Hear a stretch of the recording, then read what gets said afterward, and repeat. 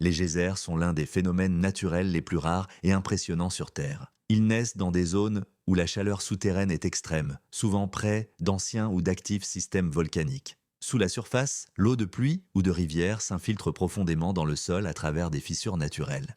Elle descend jusqu'à rencontrer une roche très chaude chauffée par le magma. En se réchauffant, cette eau se transforme lentement, emprisonnée sous pression dans des cavités profondes. Et c'est là que la magie commence. Quand la pression devient trop forte et la température dépasse le point d'ébullition, l'eau ne s'évapore pas. Elle explose vers la surface sous forme d'un jet qui peut atteindre plusieurs dizaines de mètres, mêlé à de la vapeur brûlante. Savais-tu? Un geyser n'est pas un volcan, mais il fonctionne comme lui, une libération soudaine d'énergie. C'est comme si la Terre retenait son souffle puis le relâchait d'un coup dans une danse d'eau bouillante. Les geysers jouent un rôle important pour la science et l'humain. Ils permettent de comprendre la géothermie, une énergie naturelle propre utilisée pour produire de l'électricité ou chauffer des villes.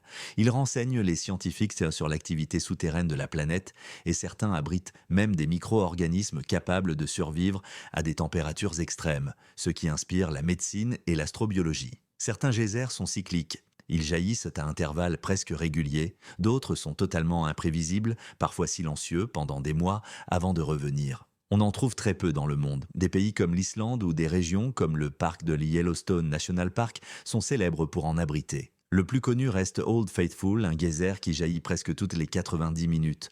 Un spectacle hypnotisant, silencieux, puissant, qui nous rappelle que la Terre est vivante et en mouvement constant. Abonne-toi à Mère Nature pour découvrir d'autres mystères incroyables de la planète. Dis-nous en commentaire sur quel phénomène naturel ou espèce rare veux-tu qu'on parle la prochaine fois. Et si vous avez envie de nous soutenir pour la préservation de la planète, ce sera avec plaisir.